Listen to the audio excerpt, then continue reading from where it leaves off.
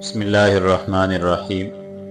واقد رحمۃ اللہ علیہ کہتے ہیں کہ مسلم بن عبد الحمید نے اپنے دادا رافع بن مازن رضی اللہ عنہ سے بیان کیا ہے کہ حضرت خالد بن ولید رضی اللہ عنہ جس وقت باہان کے پاس تشریف لے گئے تو آپ کے اس چھوٹے سے دستہ میں بھی آپ کے ہمراہ تھا۔ ہم باہان کے خیمے جس وقت ہم نے اپنی چمکتی ہوئی تلواروں کو میاں سے باہر کر کے رومیوں کے قتل کرنے کا ارادہ کر لیا تو ہماری نظروں میں ان کے لشکر کی کچھ حقیقت نہیں تھی۔ ہم نے یقین کر لیا تھا کہ ہمارے لیے حشر کا میدان یہی میدان کارزار ہوگی اور ہم اسی جگہ سے اٹھائے جائیں گے۔ باہان نے جس وقت خالد بن ولید رضی اللہ عنہ اور ہمارے ارادوں کو اس طرح بڑھتا ہوا دیکھا اور اسے ہماری دم تلواروں کی نوکوں پر اپنی موت اس طرح دکھلائی دی تو چلا اٹھا اور کہنے لگا، خالد ٹھہرو، جلدی نہ کرو، عجلت میں ہلاک ہو جاؤ گے۔ میں جانتا ہوں تم نے یہ کام اس وجہ سے کیا ہے کہ تم قاصد ہو اور قاصد حملہ کر لیتا ہے مگر قتل نہیں کیا جاتا۔ میں نے تم سے یہ باتیں محض تمہاری آزمائش کے لیے کی تھی تاکہ میں تمہاری رائے دریافت اور معلوم کر سکوں کہ کیا ہے۔ اب میں تم سے کس طرح کا تعارض یا مواخذہ نہیں کرتا۔ تم اپنے لشکر کی طرف لوٹ جاؤ اور کل کے لیے جنگ کی تیاریاں کر لو۔ جسے باری تعالیٰ جل مجدہ عنایت کریں گے اسے ہی فتح ہوگی۔ آپ نے یہ سن کر تلوار میاں کی اور فرمایا، قیدیوں کے متعلق کیا رائے ہے؟ اس نے کہا، میں انہیں تمہارے خاطر اور بنظر بخشش چھوڑ دیتا تاکہ وہ کل جنگ میں تمہاری مدد کرے اور مسلمان لڑائی میں مغلوب نہ ہو سکے۔ وہ ہمارا اس وقت کچھ نہیں بگاڑ سکتے۔ آپ یہ سن کر بہت خوش ہوئے اور باہان نے انہیں چھوڑ دینے کا حکم دے دیا۔ کہتے کہ جس وقت اصحاب رسول اللہ صلی اللہ علیہ وسلم چھوڑ دیے گئے اور حضرت خالد بن ولید رضی اللہ عنہ نے چلنے کا قصد کر لیا تو باہان نے کہا، خالد میں چاہتا ہوں کہ ہمارے تمہارے مابین صلح ہی ہو جائے، تم بہت بہتر ہے۔ نیز میں ایک چیز کا تم سے سوال بھی کرنا چاہتا ہوں۔ آپ نے فرمایا، شوق سے، جو چیز چاہیے بلا تکلف مانگ لیجئے۔ اس نے کہا، یہ سرخ خیمہ مجھے پسند آ رہا ہے، میں چاہتا ہوں کہ تم مجھے بخش دو اور اس کے عوض میرے لشکر کے اندر سے جو چیز تمہیں خوبصورت اور عمدہ معلوم ہو اسے مجھ سے لے لو۔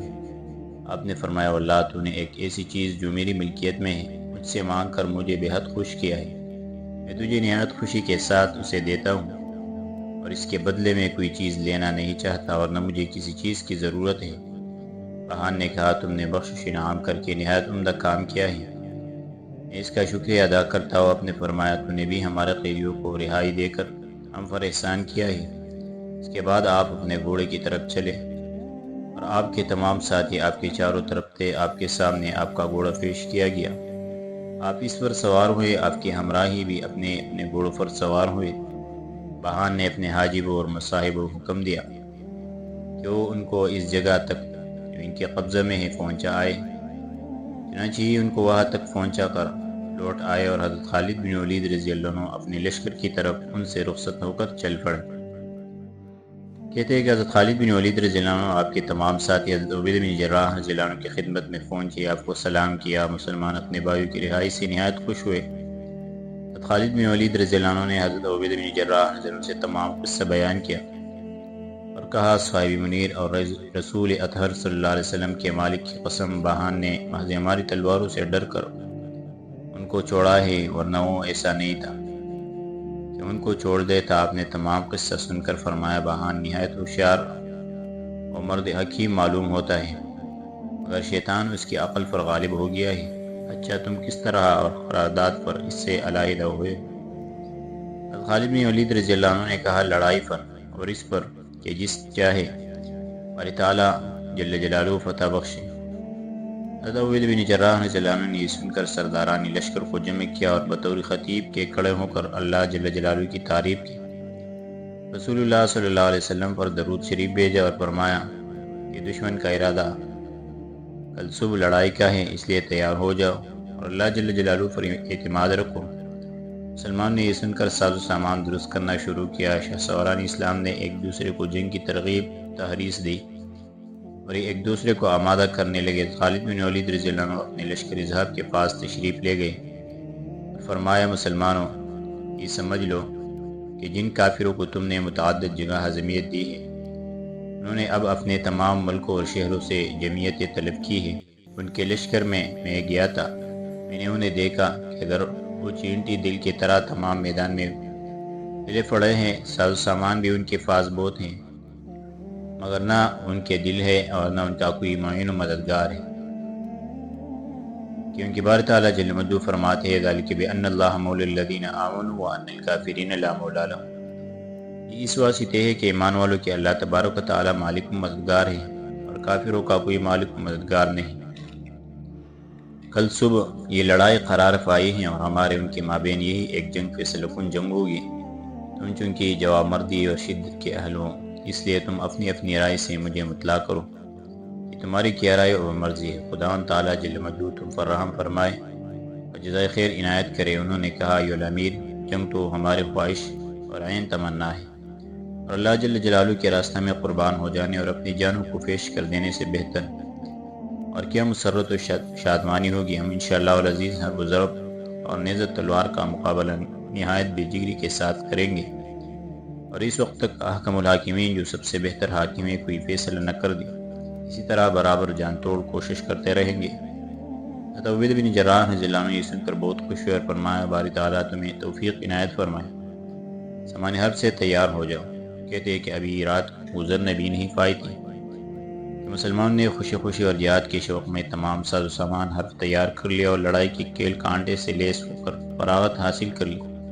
مسلمانوں کے لشکر میں کوئی شخص باقی نہیں رہا تھا جس نے اسلحہ سے مسلح ہو کر صبح کا انتظار نہ کیا ہو۔ آخر صبح ہوئی، وفٹی معذنوں نے لشکر اسلام میں ہر چار طرف اذانیں دی، اللہ اکبر کے بلند بانگ نعرے فضائے آسمان میں گونج اٹھے، توحید کے بندے رب کعبہ کی عبادت کے لیے دوڑے اور وضو کر کے عبیدہ بن جراح رضی اللہ عنہ کے پیچھے سب باندھ کر کھڑے ہو گئے۔ آپ نے انہیں نماز پڑھائی اور جس وقت یہ اسلام کی فدائی نماز سے فارغ ہو گئی تو لڑائی کے لیے اپنے اپنے گھوڑوں پر سوار ہو کے سب بندی کرنے لگے۔ 3 صفیں اس طرح دفعے مرتب کی کہ پہلی صف دوسری کو نہیں دیکھ سکتی تھی۔ جس وقت صفیں مرتب ہو چکے تو حضرت خالد بن ولید رضی اللہ عنہ حضرت عبیدہ بن جراح رضی اللہ عنہ کے پاس آئے اور کہا ایھا الامیر، لڑائی کے متعلق آپ کیا احکام نافذ فرمانا چاہتے ہیں؟ آپ نے فرمایا کہ حضرت معاذ بن جبل رضی اللہ عنہ کو لشکر کے میمنہ پر مقرر کر دو۔ انہوں نے کہا کہ واقعی وہ اسی کے قابل ہیں۔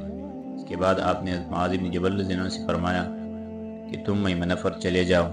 یہ اپنا نشان لے کر لشکر کے میمنہ پر کھڑے ہو گئے۔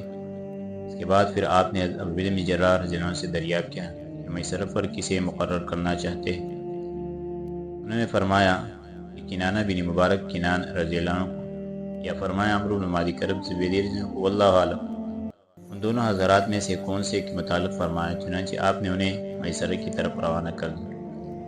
حضرت یوسف بن ایمان رضی اللہ عنہ کہتے ہیں کہ حضرت کنانہ کی شجاعت و برات کا یہ حال تھا کہ لڑائی کے فنون میں یکتا سمجھے جاتے تھے، اپنی بطالت و شجاعت اور شدت و فراست کی وجہ سے اپنی بنی کنانہ کی قبیلے کی طرف سے تنہا دشمنوں کے مقابلے میں نکلا کرتے تھے اور ان کے معاندین عرب مل کر ان کا مقابلہ کیا کرتے تھے۔ جس وقت یہ مقابلے میں پہنچ جایا کرتے تھے تو اپنی بڑائی بیان کر کر کے ان کو ڈانٹا کرتے تھے۔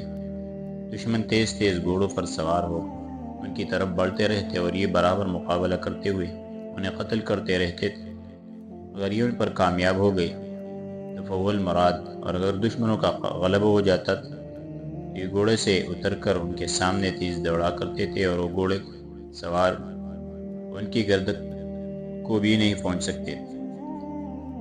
وقید رحمۃ اللہ علیہ کہتے کہ حضرت عبیدہ بن جراح رضی اللہ عنہ نے جس وقت انہیں میسرہ پر مقرر فرمایا تو انہوں نے اس کو منظور کر لیا اور یہ میسرہ پر چلے گئے۔ اس کے بعد حضرت عبیدہ بن جراح رضی اللہ عنہ حضرت خالد بن ولید رضی اللہ عنہ کی طرف متوجہ ہوئے اور فرمایا ابو سلیمان، میں تمہیں تمام لشکر پر اس میں خواہ سوار ہوں یا پیدل سردار مقرر کرتا ہوں، تم اپنی ماتحتی کے لیے پیدل سوار پر جسے چاہو حاکم مقرر کر دو۔ آپ نے کہا میں ابھی ان پر ایک ایسے شخص کو مقرر کرتا ہوں اس کی نظیر مسلمان پیش نہیں کر سکتے۔ اس کے بعد آپ نے حضرت ہاشم بن عتبہ ابو وقاص کو آواز دی اور فرمایا تمہیں جناب امیر لشکر پیدل فوج کے اوپر معمور کرتے ہیں۔ حضرت عبیدہ بن جراح نے فرمایا ہاشم اترو اور باری تعالیٰ تم پر رحم فرمائے، ان کے ساتھ مل جاؤ، میں بھی اسی جگہ تمہارے موافقت کرنے والا ہوں۔ کہتے ہیں کہ جس وقت عبیدہ بن جراح رضی اللہ عنہ تمام صفیں مرتب فرما چکے تو حضرت خالد بن ولید رضی اللہ عنہ نے ان سے کہا کہ اب آپ تمام علمبرداروں اور سردارانی لشکر کے پاس کہلا بھیجیے کہ وہ میرے ماتحت کام کرے، اور جس طرح میں انہیں کہوں اس طرح لڑائی کو سر انجام دیں۔ اپنے یہ سن کر ضحاک بن قیس رضی اللہ عنہ کو بلا کر ہدایت کی کہ وہ تمام اصحابی امارات کے پاس جا کر اس امر کا اعلان کر دے کہ امیر عبیدہ بن جراح رضی اللہ عنہ کا حکم ہے کہ تم تمام لوگ حضرت خالد بن ولید رضی اللہ عنہ کی زیر کمان ہو۔ تمہیں چاہیے کہ جو کچھ وہ احکام نافذ فرمائے ان پر کاربن رہو اور سر متفاوت نہ کرو۔ حضرت ضحاک بن قیس رضی اللہ عنہ نے یہ سن کر تمام سردارانی لشکر اور اصحابی امارات کے پاس گشت لگانا شروع کیا اور ہر ایک کو اس ہدایت سے آگاہ کیا، حتیٰ کہ آپ حضرت معاذ بن جبل رضی اللہ عنہ کے پاس بھی پہنچے اور انہیں بھی اس حکم سے روشناس کیا۔ حضرت معاذ بن جبل رضی اللہ عنہ نے کہا کہ ہم بصر چشم اسے قبول کرتے ہیں۔ اس کے بعد آپ اپنی فوج کی طرف متوجہ فرمائے کہ تم اب ایک مبارک صورت اور میمون طلعت شخص کی زیر قیادت اور تمہارے قسمت کی باغ دوڑ ایک ایسے شخص کے ہاتھ میں دی گئی جو سوائے امور اصلاح مسلمین اور عجیب من رب العالمین کی کسی چیز کا خواہش مند نہیں ہے۔ بس یاد رکھو اور خوب سمجھ لو کہ اس کے کسی حکم کے خلاف سر متجاوز نہ کرو۔ ضحاک بن قیس رضی اللہ عنہ کہتے ہیں کہ میں نے حضرت معاذ بن جبل رضی اللہ عنہ کی زبان سے یہ الفاظ سن کر ان سے کہا کہ آپ نے حضرت خالد بن ولید رضی اللہ عنہ کے متعلق نہایت بلا قدر الفاظ فرمائے۔ انہوں نے کہا میں نے یہ الفاظ نہایت چھان بین کر کے کہیں، محض سطح نظر سے نہیں کہیں، کہ تمام باتیں اللہ تبارک و تعالیٰ ہی کے لیے ہوتی ہیں۔ ضحاک رضی اللہ عنہ کہتے ہیں کہ میں حضرت خالد بن ولید رضی اللہ عنہ کی خدمت اقدس میں حاضر ہو کر حضرت معاذ بن جبل رضی اللہ عنہ کے وہ الفاظ جو انہوں نے ان کے متعلق فرمائے تھے دہرائے، تو آپ نے فرمایا وہ میرے خالص دینی بھائی اور محض الہی محبت رکھنے والے شخص ہے۔ بہت سے امورات سابقہ میں انہوں نے اور ان کے اصحاب نے مجھ سے سبقت کی ہے، کون شخص ہے جو ان کی برابری کر سکے؟ میں یہ سن کر پھر حضرت معاذ بن جبل رضی اللہ عنہ کے پاس حاضر ہوا اور آپ نے ان کے متعلق جو کچھ فرمایا تھا اس کو ان سے بیان کیا۔ آپ نے فرمایا خدا کی قسم میں ان سے محض خوشنودی باری تعالیٰ جل مجدہ کے لیے محبت رکھتا اور مجھے خداوند تعالیٰ ارحم الراحمین کی ذات اقدس غلامی سے امید ہے کہ انہیں ان کی حسنیت اور نصیحت اس علمی کی وجہ سے نہایت اعلیٰ مراتب بخشے اور مرحمت فرمائیں گے۔ باقی رحمۃ اللہ علیہ کہتے ہیں کہ جب حضرت ضحاک رضی اللہ عنہ حضرت خالد بن ولید رضی اللہ عنہ کے متعلق حضرت عبیدہ بن جراح رضی اللہ عنہ کے حکم اصحاب امارات کے پاس پہنچا چکے اور خالد بن ولید رضی اللہ عنہ نے صفوں کے درمیان میں چکر لگانا شروع کیا اور ہر ایک نشان کے پاس کھڑے ہو کر اس طرح انہیں تلقین دینی شروع کیا، اہل اسلام صبر و استقلال شجاعت و بہادری کی دلیل ہیں اور بددلی اور نامرادی ذلت خسران کی نشانی۔ صبر والے ہمیشہ غالب ہوتے ہیں اور اللہ تبارک و تعالیٰ اس پر کی جو حق پر ہو اور صبر کو کام میں لائے ہمیشہ نصرت اعانت فرماتے ہیں۔ یہاں چمکتی ہوئی تلواروں کا جو مقابلہ کرتا ہے اور تیز تیز شمشیروں کی نوکوں کے سامنے جو سینے سپر ہو جاتا ہے، تو یاد رکھو جس وقت وہ ارحم الراحمین کے سامنے حاضر ہوتا ہے وہ وجود و کرم اور بخشش و انعام کی ارتفاعی اس کے مرتبے کو بلند، اس کی عزت کو زیادہ، اس کے فعل کو اور اس کی عیسائی کو مشکور کرتی ہے، واللہ یحب الشاکرین۔ آپ یہی تقریر کرتے ہوئے اور دہراتے ہوئے تمام لشکر میں گھوم گئے اور ہر ایک صاحب علم کے پاس کھڑے ہو کر انہی الفاظ سے انہیں تنبیہ کرتے رہے، حتیٰ کہ جس وقت آپ نے تمام لشکر کا دورہ کر لیا تو آپ نے اپنے پاس مسلمانوں سے بڑے بڑے بہادر اور شہسوار جو نہایت سخت جانباز واقع ہوئے تھے جمع کیا اور لشکری ذہاب کے اعضاء بھی ان میں شامل کر کے انہیں 4 حصوں پر تقسیم کیا۔ ایک حصہ پر آپ نے حضرت قیس بن عبیرہ مرادی کو مقرر کر کے ان سے فرمایا تم عرب کے مشہور شاہ سوار اس دستہ پر متعین رہو اور جو میں کرو تم بھی کرتے رہو۔ دوسرے حصہ پر حضرت میسرہ بن مسروق عبسی کو اور تیسرے پر حضرت عامر بن طفیل کو مقرر کر کے انہیں بھی یہی ہدایت کی۔ چوتھے حصہ کو جو تمام لشکری ضابط پر مشتمل تھا خود اپنی کمان میں رکھا اور آفتاب کے طلوع ہونے سے پہلے اسلام کا یہ پرجوش لشکر سامان حرب سے آراستہ ہو کر لڑائی کے لیے بالکل تیار ہو گیا۔ پھر کیا ہوا انشاءاللہ آگے درس میں ذکر کریں گے۔